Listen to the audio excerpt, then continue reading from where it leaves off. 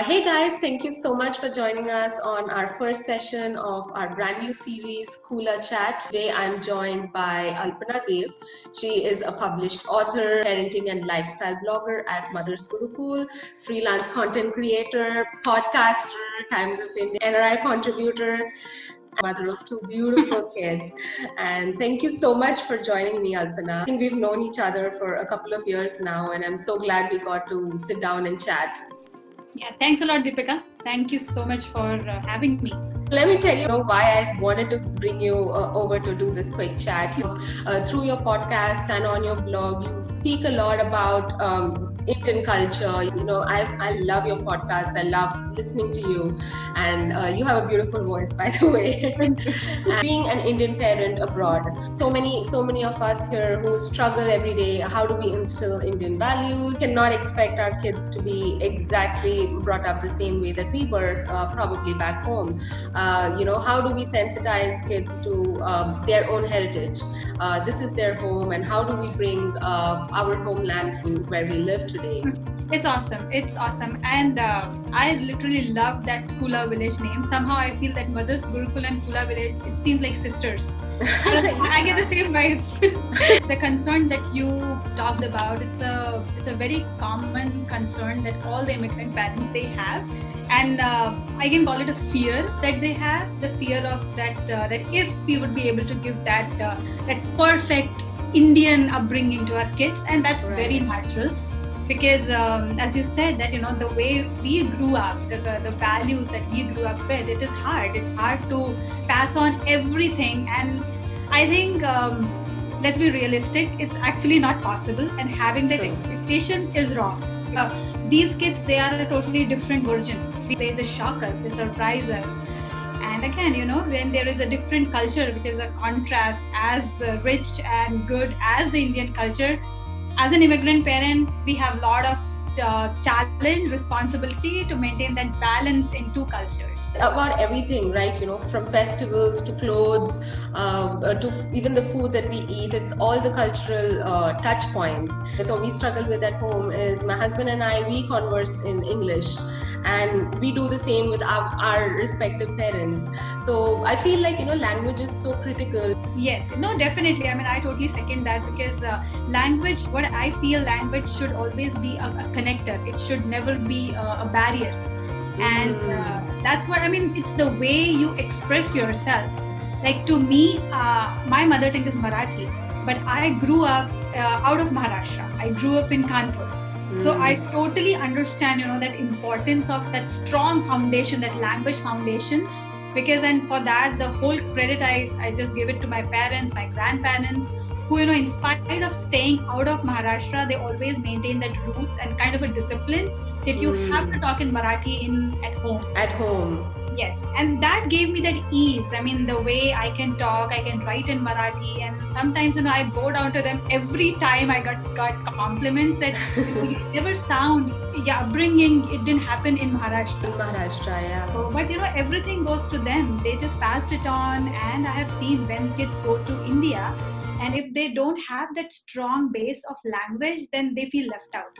Correct. When they are very young, when they are 1 or 2, just picking up words here and there, it doesn't make that much of a difference. Correct. Because we are mostly the medium. Right. But once they start communicating, then if they don't have that language ease, it's a burden, it's a pressure. First of all, for parents, and later when they start having their say, they're like, we don't want to go to India. We can go there. And when they talk, it has an accent. Right. So they feel that, my friends or neighbors, they will make fun of me. I don't want to talk. Right. And same thing happens when they go to India. To put them at ease, everyone talks to them in English. So they don't get that exposure. Right. Definitely. And that's where the disconnect happens. Exactly. Right. And then even grandparents, today English is very common language. Everyone knows English. Now even like grandparents also, they are comfortable. But still, things that can be communicated in mother tongue, you cannot replace it with English. That true, very true. Correct, true. Stories, the childhood stories. We need that, even like Tamil stories, what you grew up with. You want your kids to know those stories. True. Right. So language definitely plays a very big role. When we are away from home, we tend to cling on to our culture much stronger than anyone else back home. How do you think is the best way to direct them, or channelize whatever we want to teach without forcing them to do something? Yeah, you yourself mentioned the two words, that combat words. Like, we cannot direct them, but definitely we can channelize their curiosity. And like growing up in India, everything was a part of our growing. So our parents, definitely they did put their efforts in bringing that, but it wasn't like bringing India into an Indian home. So here, that's the challenge that we have, that we get those small occasions when we can bring India. So we can even start with, it's always better to set that example, because as we say, role modeling is the core of parenting. It's not just in our behavior or setting the rules, but in also passing on those values. Like if most of the Indian festivals, they have that elaborated food preparation and puja and havan and all. But if the kids see that here it's different, or even now I guess in India also it's different. And here the biggest challenge, you don't get any, those are not the national holidays. School is on, office is on, and then at the same time you have to make all the preparations regarding your like food and everything. So if the mom is like totally tired that, oh my god, this is so much of work, so kids will sense that. Let's see, all this preparation is making my mom tired and she's not able to enjoy the festival. Right. So what I feel or what I follow is just do that part which is which actually directly associated, and bring that happiness along with the. You should also feel it's a community event. Right. So have that time when you can also, you are at ease, you are enjoying, you're sharing stories. So I think those are the ways we can definitely show them a kind of modeling, and then definitely they will understand, they will associate, make the rangoli. So next time whenever there is Diwali, they'll associate, okay, we have to make rangoli. So it's not just about the preparation of what is going behind, but it's also that that ambience that we are creating. Yeah, so true. Yeah, I think it's important for us to expose them to or give them opportunity to visualize whatever we've lived back home. Especially in the US, we have so many beautiful festivals that are conducted in a very grand manner. That's a little part of India.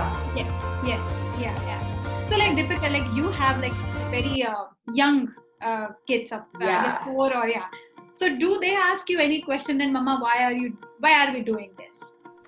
Yeah, I mean, they are pretty curious. Let me share a very quick anecdote that now that you've asked me, we've been watching bhajans every morning because channelized screen time is good anyway. So we've been watching a lot of bhajans, and my son Lakshmi and Ganpati bhajans and just Durga. And I was very busy one day in the kitchen, and he was like, "Oh mom, if you had so many hands like Durga, you could have made this so fast." And I feel like that, I mean, it really touched me. I did not realize the impact a video or a bhajan, which is just playing on the background, could make on young kids. We bring that into our daily life. Correct. To begin these things. I think as soon as the kids are young babies, you can begin as soon as you can. Yes. Yeah, definitely. I mean, we need to get down to their understanding level and explain them the things that they can understand. Yeah. Like same thing. Like my son is also close to. He just turned 4 in June, and we had this puja for Kul Devata, and then we just made the prasad. What is we usually offer? He was like, ask me what's so special today, and I just told him, the way we celebrated your birthday, and you had this type of a cake. So this is the prasad that this Bhagwan likes, and that's why we are offering him that prasad. So he could relate that events that are happening. And then in the following week, something else was there, and he was like asking me, aren't we making that prasad again? Today's his birthday again. So yeah, definitely. I mean, they understand, and as a mom, as an immigrant mom, we definitely we should pat our backs to at least not a big fraction, but slowly we are able to whatever little I we think can. This generation, they're very curious. They ask a lot of questions, and for that, I think sometimes I grow with them. Because I'm sure you must have had many such incidences or moments when you will be like, okay, I never thought from that angle. So, but yeah, they make you think. I mean, our Google search also changes, like, you know, how to explain this thing. Yeah, they definitely put our brain cells into action. And right now we have no idea when our next trip is going to be.